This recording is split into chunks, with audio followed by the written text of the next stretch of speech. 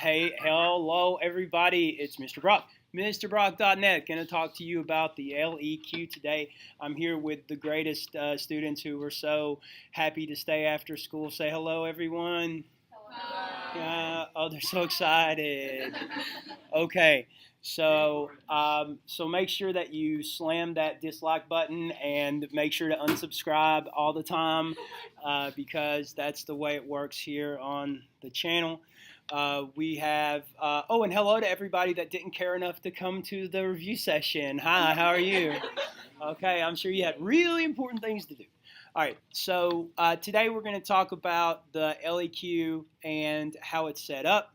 And if you're here in class, I've numbered the pages. We're not going to deal with the one that starts, we're only going to deal with the one that starts with the rubric on the front, okay? And go ahead and number those pages 1 through 6, and that'll help us navigate this.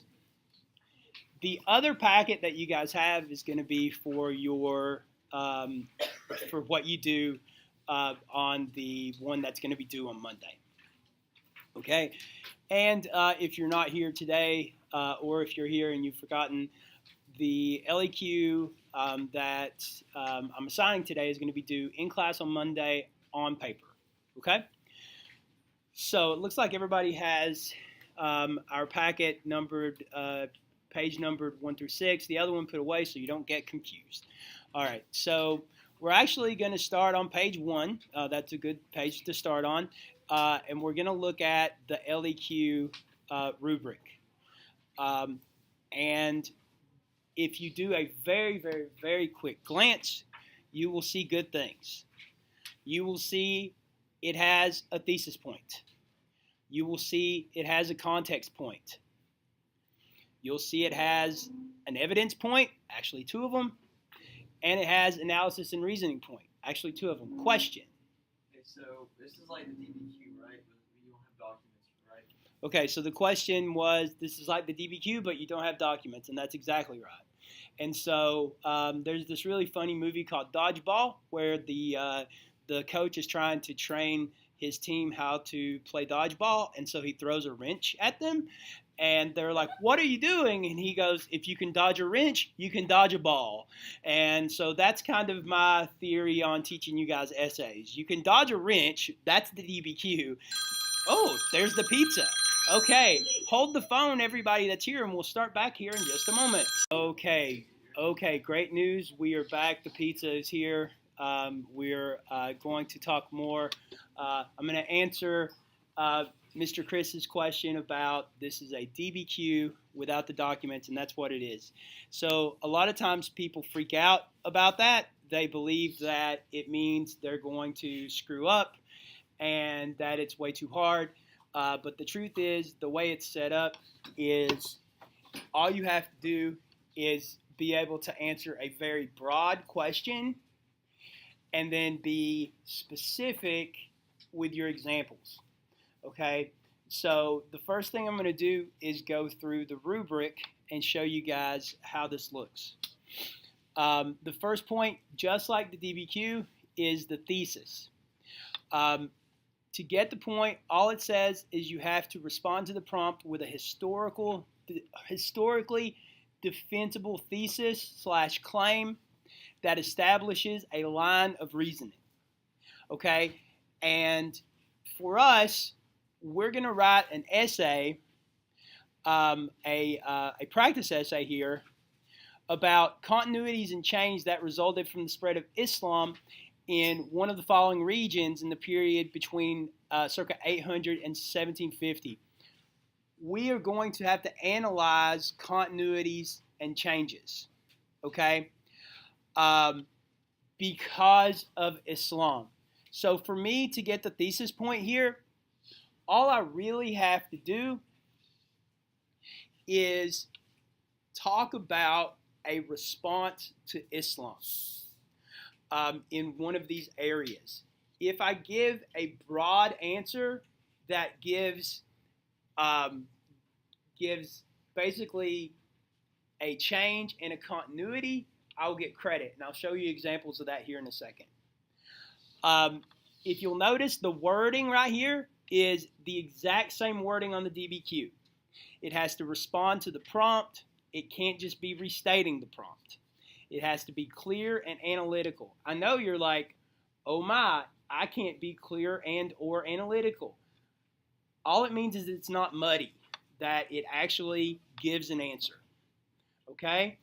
The second thing is context. I have a question. On the prompt, like, should we still restate it and then go into explaining, or should we just not restate it? So the question was, should we restate the prompt and go on and explain, or should we just forget about restating the prompt? So the good news is even the way we set our thesis up is going to be the exact same way we do for the DBQ. The only difference is we're not going to say as shown in documents 1, 2, and 3. And the reason I wait until 50 days before the AP exam to do the LEQ is because we need so much practice on the DBQ. But once we've mastered the DBQ, we can handle the LEQ because it's so similar. We are now only worried about dodging a ball, not a wrench. Okay, so the context here is exactly the same thing. It must relate to a topic or prompt of the prompt to a broader historical events, developments, or processes that occur before, during, or continue after, not just a phrase or reference. Now, this is where most people screw up on the DBQ and the LEQ because they start their essays with beautiful statements such as, since the dawn of time, blah, blah, blah, blah, blah, or throughout history, women have existed, you know, things like that. You have to be more specific and focus in on what you're talking about. And the example that I always give is we're putting on a play, but we have to set up the stage. That's what we mean here when we say setting the stage. So context is the same. Thesis is the same. The thing that is kind of different is evidence. Okay? You can give evidence, you can get 2 points of evidence. The first point is pretty easy to get. It is provide specific examples of evidence relevant to the topic of the prompt. Remember, listen, relevant to the topic of the prompt. It doesn't say that answers the question. It doesn't say that answers the prompt. As long as you have some piece of actual evidence in this essay, you get the point. So, good God Almighty, surely you can give me context, you can give me a thesis statement, and you can give me one piece of evidence that has something to do with the prompt. And now you got 3 out of 6 points. Okay? The second one is the higher bar to cross, and it is supports an argument in response to the prompt using specific and relevant examples of evidence. See, it says examples. For AP, that's enough for them to say you got to have 2. And I'm going to be more specific about that here soon. 1 point is you identify a specific historical example, specific historical evidence. 2 points, you support an argument in response to the prompt. Now, this is where people get kind of lost. It's the analysis and reasoning. The first point is you have to use a historical thinking skill in your essay. Good news, we've talked about these all year. Change and continuity over time. What changed and what stayed the same. Compare and contrast. What's the same, what's different. And then causation. What are the causes and the effects? So we've talked about these in SAQs. Yes. And DBQs have had these themes as well. Also, Strayer's set up in this way. Also, Brock is set up in this way. We've been programmed in this way. And so, as long as, and the first example we're going to use for LEQ is a CCOT, change and continuity over time. as long as what you're saying follows that it talks about the changes and it talks about the continuities and it talks about why they happen, you're good. So then the magical 6th point, just like we have the magical 7th point in the DBQ, the magical 6th point in the LEQ. There is so much extra pizza, by the way. Please help yourself to lots of extra pizza. I don't want to take it home. Yeah, boy. Yeah, boy. Oh, yeah. I'm sorry, yo, girl. Yo, girl. And Marvin does not like pizza, by the way. Go ahead and get some extra slices, and I'm going to offer the rest to the club people that are over there. Help yourself. Cheese. Okay, so check it out. You're going to demonstrate an understanding to corroborate, qualify, or modify an argument. And look at all of the bullet points here for the magical 6th point. Geez Louise, these magical 6th point has a lot of the same standards as the magical 7th point on the DBQ. So, explains nuance by analyzing multiple variables. Explains both a similarity and a difference, a continuity and a change. Multiple causes, multiple effects, multiple causes, multiple effects. Connections across time periods. We're talking about the effects of Islam up to 1850. Wow, what if I talked about the effects of Islam in the 1900s and the rise of the State of Israel? The effects of Islam in the 2000s after 9/11, right?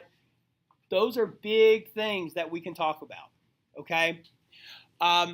Qualifies or modifies an argument by considering diverse or alternative views or evidence.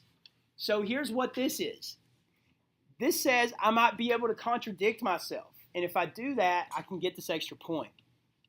And so where we are is the place where this is a rubric that is gosh darnedly similar to the DBQ. And as you may have guessed, the great gods of Guatemala have shined down upon us, and they are going to make sure that not only do we have enough to get the 5 points, but the Guatemala paper is going to be set up for us to get 6 points. And it's going to be set up to where if we write a paper the way we should, we will get 6 points every time. So we're going to take a quick break and move on to the Guatemala paper here in just a second. And we are back. I'm so glad that you guys are back. Now it's time to talk about the glorious Guatemala paper and how it will save us. By the way, at the bottom of the rubric, my friends, you will see the scores, the way that your grades will break down on the graded part of the LEQ. If you get a 6, it's a 100. If you get a 5, it's a 90. 4 is a 85, 3 is an 80, 2 is a 75, 1's a 70. 0 is a 60 as long as you try later, Gator. So, a student was leaving. Mr. Brock's so chill, he lets the students leave whenever. Okay, so if we look at the Guatemala paper, this is like a totally reworked Guatemala paper. It's kind of like a Guatemala Rock Castle paper because we kind of added a lot of new stuff. The first thing you'll see is the prompt. We're going to skip that and come back and talk about the prompt here in a second. But what I did on the Guatemala paper was, and this is on page 2, my friends, what I did on the Guatemala paper is tried to kind of explain what's happening. It's an LEQ. It's about historical reasoning skills, okay? And so the first thing that you really need to do is that you've got to know what it's asking you to do. What is the historical reasoning skill? And it's one of 3 different things. It can be causation, which is cause and or effect, okay? It can be comparison, which is comparing two different things. It can compare two different effects. It can compare two different changes. So there can be crossover. But what is the root of what it's doing? And the third one is it can be CCOT, continuity and change over time. Remember, continuity means something that continues. It's just a $10 college word for something that continues. All right, so we're going to look at our practice prompt. Red alert. Remember, students, this is not the essay that is due on Monday. This is an example. I always have a genius student who goes and writes the essay that I wrote for them at the review session and tries to turn it in and says, oh, I don't know. And then I give them a 0. It's really awkward, so don't make it awkward. This is an example. All right, here's what it's asking us to do. Analyze the continuities and changes. Okay, I know it's a CCOT.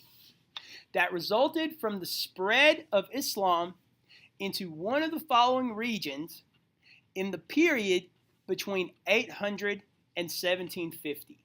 Now, wow, that's not a unit, right? That's not a period. That's part of unit 2. That's part of unit 3, and then all of unit 4. Do you guys see that? This will be the case. They're not always going to put things snugly into periods. And this is a reworked old AP exam questions. This was an AP exam question, okay? And so I have to talk about the changes that resulted from the spread of Islam into one of these places. All right, West Africa, South Asia, or Europe. You're okay. Tell Amy I said hi. Mm-hmm. Oh no, Audrey.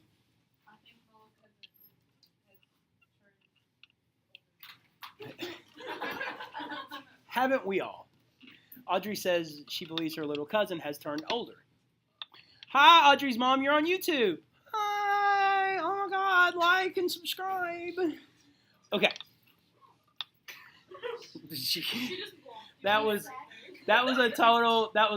In wrestling they call that a no sale. It's when somebody pretends to hit you and then you're like, no, you didn't really hit me. Okay. So pro wrestling. So here's the deal. Looking at these three, I know more about the spread of Islam in Europe than I do in South Asia and in West Africa. But really, by 1750, I could talk about the Mughals, right, in South Asia. Does everybody agree South Asia is India? Okay. Did I sign your paper, Jillian? Perfect. Okay. In West Africa, we know that there's a spread into West Africa, but it's not, we can talk about Mansa Musa and all that good stuff. But Europe sure looks like it's what I'm going to do. Okay. And so what is it specifically asking? I'm asking you guys on the Guatemala paper to write this in that box. And so I've written it for you, I believe, in your copy, or is it blank? I've written it for you, right? Okay. Analyze changes and continuities that resulted from the spread of Islam into one of those three. Okay. Now, I'm deciding that I'm going to go with Europe. Okay. I know about Charles the Hammer Martel. I know about the Ottoman Empire, seizing Constantinople. I know about Al-Andalusian Spain, which is Muslim Spain. I know about the Hagia Sophia and the mosque at Cordoba. These are things that we've talked about in pretty big detail, right? This is not a very tiny, minute thing. This is what effect did Islam had when it spread during the time period that it spread, right? Do you guys, and so I hope that eases some of the fear you guys have about LEQs. It's always going to be a big deal thing, okay? It's always going to be a big deal thing. For you guys, it's going to be about, the one you're doing is basically Zheng He in Portugal and how they explored. Do you think you know a little bit about Zheng He in Portugal? Okay, big deal stuff. And so it'll always give you a choice too. So here, I had the choice of writing 3 different essays. All right, so the essay I'm going to write about is Europe. And so I know I have to come up first with some context. And I really do want you guys to use the Guatemala paper. Write in the Guatemala paper. Now, you're turning in an essay, right, on Monday. But the Guatemala paper is attached to your packet. Why not just write it on the blank Guatemala paper and go from there? Right? That's right. It's a blank Guatemala paper, right? Okay. And so I'm going to write in here, and I already have, the context. 2 to 3 sentences describing what's going on in the world leading up to my argument. Set the stage. My essay is about Islam spreading into Europe and the effects that it has. The changes it made and the continuities that stayed the same, even though Islam spread into Europe. Do you guys see that? And so what do I say? In less than a century, it spread to 3 continents, starting in Mecca, Saudi Arabia. Okay? Today, it's the 2nd most practiced religion on the planet. And I believe, I've heard that in 50 years, it will be the most practiced religion on the planet. Okay? So that's my context. And so what I've done is, if you will turn all the way down to page, I believe, 5, I actually wrote the flipping essay. Why would I do this? I love the kid. FTK. So, what I did, and this is why I like it set up so weird, is because I have these notes out here in the margin. So if you click on one of the notes, you'll see it'll highlight. Well, you can't click on it because you have a paper. It's a hyperlink. Okay, so what I do is I show you what I wrote, and then I link to it. So here's my context. Islam is the fastest spreading religion in the history of mankind. It went from a regional faith of only a few hundred followers in the year 622 to a religion that controlled a vast swath of land on 3 continents with millions of followers in less than a century. Today, Islam is the 2nd most practiced religion on the planet next to Christianity, and the impact of Islam had arguably the same or greater impact on mankind than the religion of Christ. Okay, a few things here. Did you see I said millions of followers? Do you know I don't know how many? Like, I don't know how many millions of people were Muslims in 1850. I just don't, right? I did remember 622, but that's just because of academic team. You could definitely say 600s, right? And I know I was being very eloquent there, but here's what I'm going to get points for. Setting the stage. Talk about how it is spreading quickly. Okay? How it spread. Today, it's still spreading, and it's had a huge impact. So what I did is, I'm going to have a play about a family having arguments, and I went out on the stage and I put a couch out there, and I put some end tables, and I put a nice vase on the end table so mom can pick it up and throw it, right?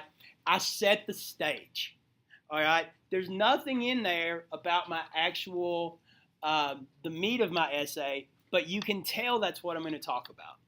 Everybody okay with that? You realize that that's the same context I would use if I was writing this essay using documents and it was a DBQ. Okay? Now, let's go back to the Guatemala paper on page 2. And let's see what the next thing it tells us to do is. It says, use the historical reasoning skill to develop your argument and what evidence will support it. This is the most important part of planning your essay, as it is a detailed answer to the prompt.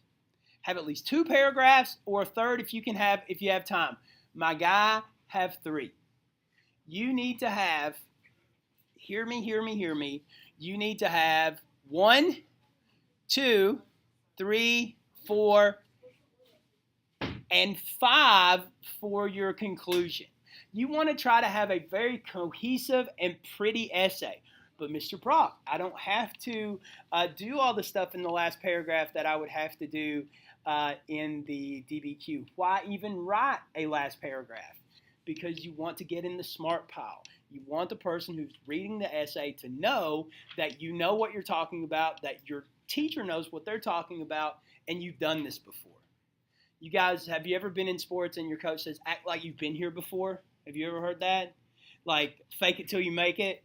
That's the vibe we do. We want to be put in the smart pile. That's why we need to write the neatest we can and try to sound as intelligent as we can, but not use words that we do not know the meaning of. So we need to be careful.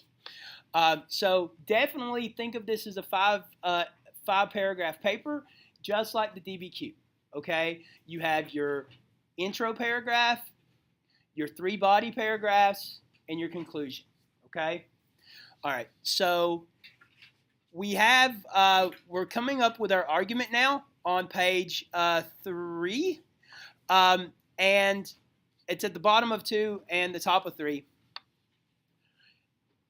Every part of my paper is going to have a broad claim, and that's going to be my topic sentence, and it has to answer the question. Remember, I told you about in Utah how it's against the law to say the D word, and so instead all of the teachers will go around and say, oh man, I just wish these kids would answer the doggone question, because it's Utah. Hi, Utah. I'm sure lots of people from Utah are watching this right now. I'd like to say hello and greetings from Kentucky. And so, answer the darn question. Answer the dang question. Answer the delicious question. All of these things are things we need to do, because what do all the teachers say when they're out beside the convention center vaping? Why aren't they answering the dandelion question? Right? They get so mad. Now, I don't vape, but I watch them. And I don't know why so many teachers vape, but that's another problem. Have you guys been vaping is the question I asked you. Got a little bit of that popcorn lung, huh? I do. No, don't say that. Okay. It's got to answer the question. Okay? To earn that first point, it has to answer the question. And I'm going to tell you this, guys. It's got to be broad. You've got to start broad and go specific. Okay? We're going to start broad and go specific. So to earn the second point, you have to give a complex understanding. For example, if it's comparison, do similarities and differences. If it's changes, do changes and continuities, and so on. But the biggest thing I want you guys to think about your argument, later, Gator, is a broad answer to the question. So here are my 3 answers to the question. And what is the question? It is, what were continuities and changes that resulted from the spread of Islam into Europe? Right? Now, I know it's a statement. It's a task. It's not a question. But it really is a question, right? It's saying, hey, Mr. Brock, can you give me a continuity? And can you give me a change? And while you're at it, why don't you go ahead and give me 1 extra? Because I'm trying to get that 6th point. Okay? So we're at a point here where I have to answer this in 3 different ways. Can I come up, and it's the 2-in-1 method. Can I come up with 2 changes and 1 continuity, 2 continuities and 1 change? Why am I being balanced? Because I'm trying to get that 6th point. Okay? So, part 1, my argument is, here's a change. Spain is very multicultural. Still today, there is a flavor of Islam in Spain. How do I know that? I was talking to Senorita Grace in the copy room about it. And she talks about how Arabic influenced um, the flavor of Spanish in southern Spain, even to today. I know about the architecture there from academics, and also we talked about it in class. So there's multiculturalism in Spain. That's definitely a change, right? Because before the Muslims showed up, there wasn't multiculturalism. There was Spanish culture, and there was Catholicism, and that's it, right? My second answer is there's a continuity. What is the continuity before Islam rolls in and after Islam rolls out? Catholicism. Spain is Catholic from the beginning to the end. Do you guys agree with that? Hey Siri, what's the main religion in Spain today? Here's what I found on the web for what's the main religion in Spain today. Oh, gosh darn it. Catholic Christianity is the largest religion in Spain. There you go. Thank you, Wikipedia. Wikipedia is the devil, hashtag not my Wikipedia. Now, do you guys agree with that? Ferdinand and Isabel is Spanish, right? Protestant Reformation blasts through Germany and France. You know what's not Germany or France? Spain. Spain, indeed not Germany nor France. Okay? So that's my second one. That's a continuity. Even though Islam was there, what stayed the same? Catholicism. Can I come up with support on that? I can. And my third answer to the question is another change. It should be another change or another continuity. And the change, I get to talk about the Reconquista, that it made Catholicism very defensive and offensive. And not that kind of offensive like your favorite AP World History teacher, but on the offense. On the offense. You guys agree, right? And so, do you guys realize that's my thesis statement? Right? That's my three groups. That's what it is, okay? But now we're going to go and I made this little graphic organizer to make sure you get what you need. Because basically, you're going to do the same thing you do in a DBQ. You're going to give your broad answer, which is a change was multiculturalism in Spain. You're going to give evidence, which is, I'm going to talk about that. And then you're going to give how does it tie to thesis. This is the this shows statement from the DBQ that we still struggle with a little bit. Okay? Here's what the Guatemala paper tells us. You have to back up your claims. So you're going to tell me that a change of that results in from Islam moving into Spain is multiculturalism in Spain? Cool. Prove it. Give me evidence. And it's not good enough just to give me evidence. Tell me why it's evidence. Tell me why it proves it. So you have to back up your claims. You can't just make a statement and not support it. The 1 point is you give an example. 2 points, you have to use it to support your argument. How does it relate? How does it connect? Where does it connect? How does it work? Okay? So I'm going to show you guys my example here. It's multicultural.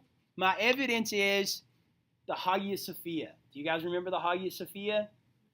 Do you know how the Hagia Sophia is a beautiful Islamic mosque in Spain that was converted into a cathedral later? Another one that's even more iconic as far as academics go, by the way, join the academic team, is the mosque at Cordoba, okay? The mosque at Cordoba was a mosque and then a cathedral. And I'm already thinking, guys, about Constantinople. And over in Constantinople, where they have the beautiful, hold on, is the Hagia Sophia in Constantinople or is it in Spain? I thought it was in, It's in Constantinople, I'm pretty sure. Yeah, I was thinking Sophia. It is. Sorry, internet. I'm sure we'll take this out. Yeah. So check this out, friends. Make sure that you mark out the Hagia Sophia here, because that is multiculturalism that's in Turkey today, right? Because of Istanbul. And I can use that to back up Istanbul, Constantinople, and Istanbul. I see you guys bouncing. So, but that mosque and cathedral at Cordoba, where they literally ran the Muslims out because of the Reconquista, but they still have a Catholic church that has all of this Islamic imagery in it. And not imagery, sorry, they don't use imagery in Islamic architecture. They use patterns. And that's in Cordoba, in that part of Spain. How does it show that? How does it prove? Well, because the name of this thing is the mosque/cathedral at Cordoba. In its name, it shows multiculturalism and different groups that were there at that time, that are still there in 2019. It shows a change in religion and a change in culture that stays there. And so if we go down to page, I believe, 5, you'll see how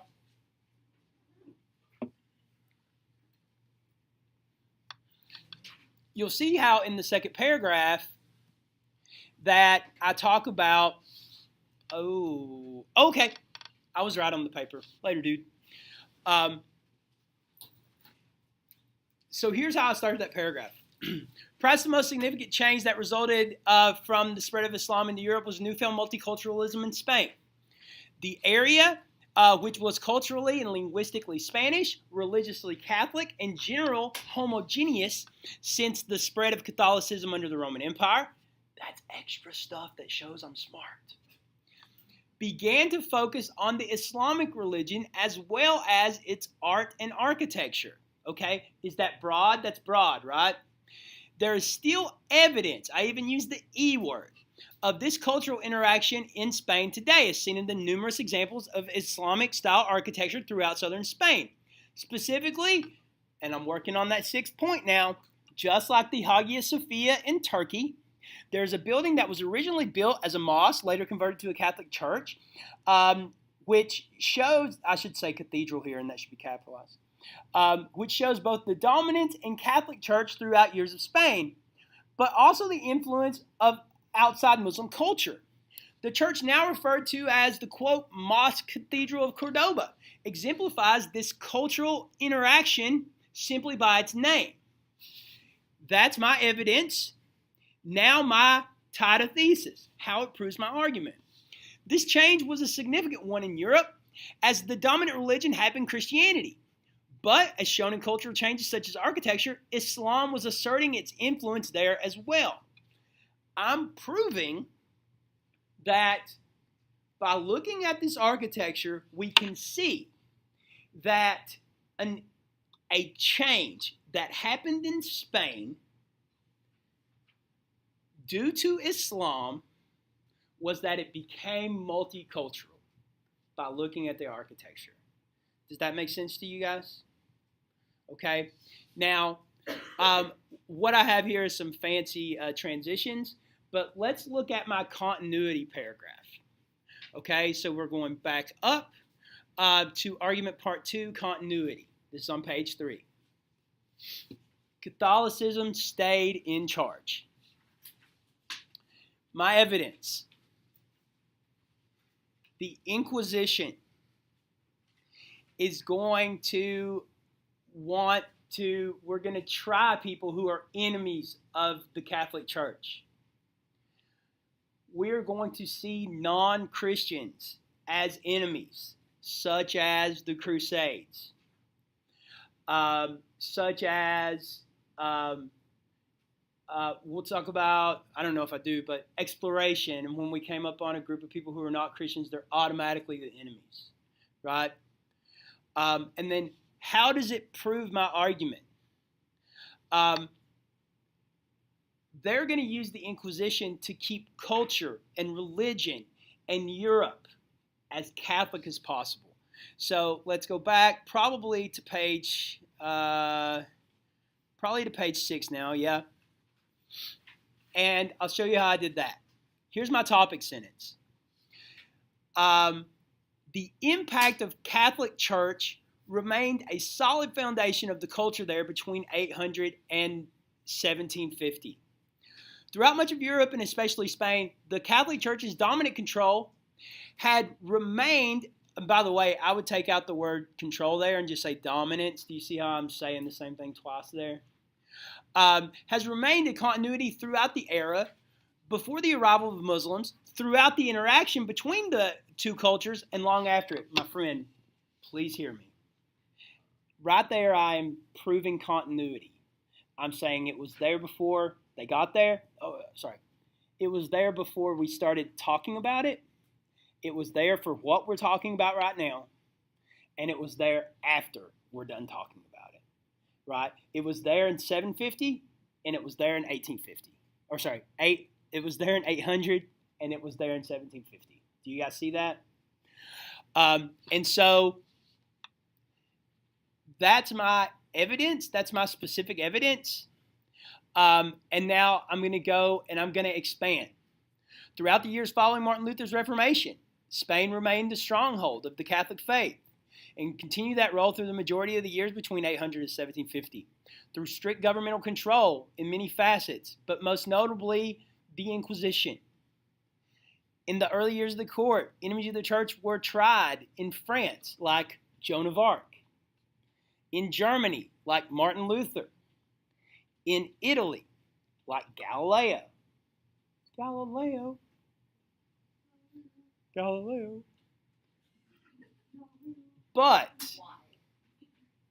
But look at this, guys. It was the Spanish Inquisition that gained the most prominence as the key defender of the Holy Church against its enemies. By literally persecuting individuals that strayed away, even slightly, from the teachings of the Church, and by proxy, the predominant European culture, the Inquisition kept the Catholic Church and the prevailing culture of Europe front and center throughout most of this time period. So what that's saying is, that is my title thesis. That is me saying this is the way that the Catholic Church stayed in power. Do you guys see that? And so the continuity is the Catholic Church stays in power. Okay? So we've got just a few more minutes. One thing I want to point out is the last paragraph. My last paragraph is not that pretty. It doesn't have to be.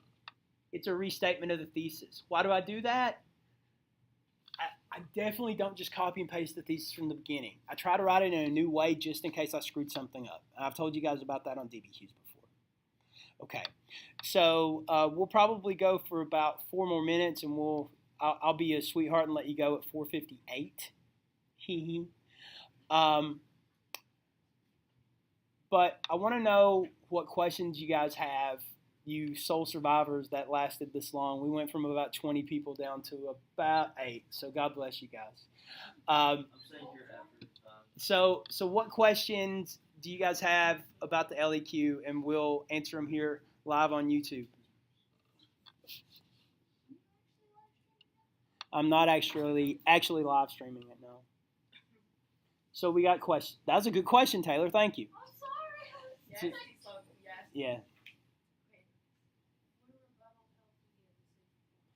So a rebuttal, so a full-fledged extra paragraph of trying to say that one of your changes in continuities weren't really a continuity would probably be a waste of time when you consider that you're in a time frame of 100 minutes, a block of 100 minutes, to do the DBQ and the LEQ together.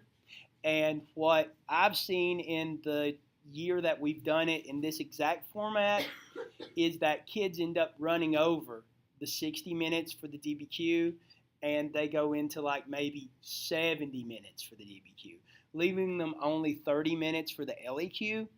And so I would say to try to do a rebuttal to an entire point of yours would not be the best way to use your time. My argument would be to just sprinkle.